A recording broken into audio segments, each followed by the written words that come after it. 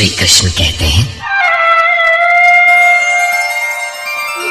यं हि न व्यथयन्ते ते पुरुषं पुरुषर्षभ समदुःखसुखं धीरं सोऽमृतत्वाय कल्पते। क्योंकि हे पुरुष श्रेष्ठ, दुख सुख को समान समझने वाले जिस धीर पुरुष को इंद्रियों और विषयों के संयोग व्यथित नहीं कर पाते, वो मृत्यु से परे अमृत तत्व की प्राप्ति के योग्य हो जाता है।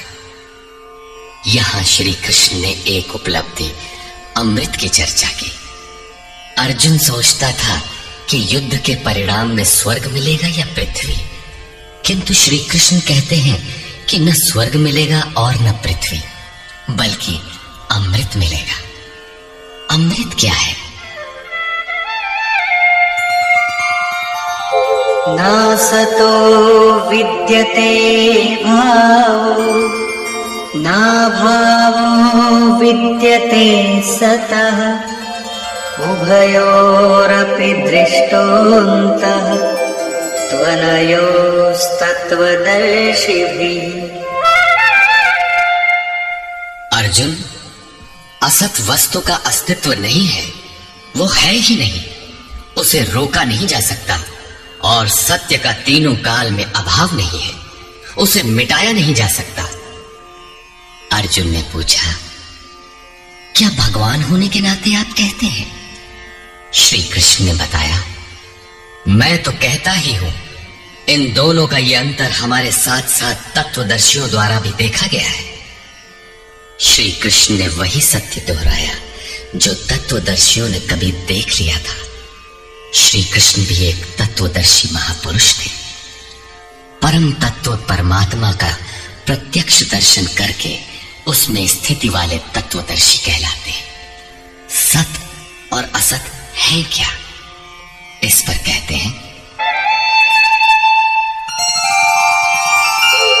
अविनाशी तु तद्विद्धि येन सर्वमिदं ततं विनाशमव्ययस्यास्य न कश्चित् कर्तुमर्हति। नाश रहित तो वो है जिससे ये संपूर्ण जगत व्याप्त है। इस अव्ययस्य अविनाशी का विनाश करने में कोई समर्थ नहीं है। किंतु इस अविनाशी अमृत का नाम क्या है? वो है कौन? अन्तवन्त इमे देहा नित्यस्योक्ताः शरीरिणः अनाशिनो प्रमेयस्य तस्माद्युध्यस्व भारत। अविनाशी अप्रमेय नित्य स्वरूप आत्मा के ये सभी शरीर नाशवान कहे गए हैं। इसलिए भरतवंशी अर्जुन, तू युद्ध कर। आत्मा ही अमृत है, आत्मा ही अविनाशी है, जिसका तीनों कालों में नाश नहीं होता। आत्मा ही सत है, शरीर नाशवान है, यही असत है, जिसका तीनों कालों में अस्तित्व नहीं है।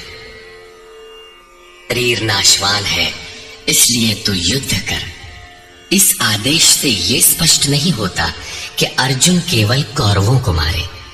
पांडव पक्ष में भी तो शरीर ही खड़े थे। क्या पांडव के शरीर अविनाशी थे? यदि शरीर नाशवान है तो श्री कृष्ण किसकी रक्षा में खड़े थे? क्या अर्जुन कोई शरीरधारी था? शरीर जो असत है, जिसका अस्तित्व नहीं है, जिसे रोका नहीं जा सकता, क्या श्री कृष्ण उस शरीर की रक्षा में खड़े हैं? यदि ऐसा है तो वे भी अविवेकी और मूढ़ हैं, क्योंकि आगे श्री कृष्ण स्वयं कहते हैं कि जो केवल शरीर के लिए ही पचता है, श्रम करता है, वो अविवेकी और मूढ़ बुद्धि है। वो पापायु पुरुष व्यर्थ ही जीता है। अंततः अर्जुन कौन था? वस्तुतः अनुराग ही अर्जुन है। अनुरागी के लिए इष्ट सदैव रथी बनकर साथ में रहते हैं, सखा की भांति उसका मार्गदर्शन करते हैं। आप शरीर नहीं है, शरीर तो आवरण है, रहने का मकान है। उसमें रहने वाला अनुराग पूरित आत्मा है। भौतिक युद्ध मारने काटने से शरीरों का अंत नहीं होता। ये शरीर छूटेगा तो आत्मा दूसरा शरीर धारण कर लेगा। इसी संदर्भ में श्री कृष्ण कह चुके हैं कि जिस प्रकार बाल्यकाल से युवा या वृद्धावस्था आती है, उसी प्रकार देहांतर की प्राप्ति होती है। शरीर काटेंगे तो जीवात्मा नया वस्त्र बदल लेगा। शरीर संस्कारों के आश्रित है और संस्कार मन पर आधारित है। मन एव मनुष्याणाम कारणम बंध मोक्षयोः। मन का सर्वथा निरोध होना, अचल स्थिर ठहरना और अंतिम संस्कार का विलय एक ही क्रिया है। संस्कारों की सतह का टूट जाना ही शरीरों का अंत है।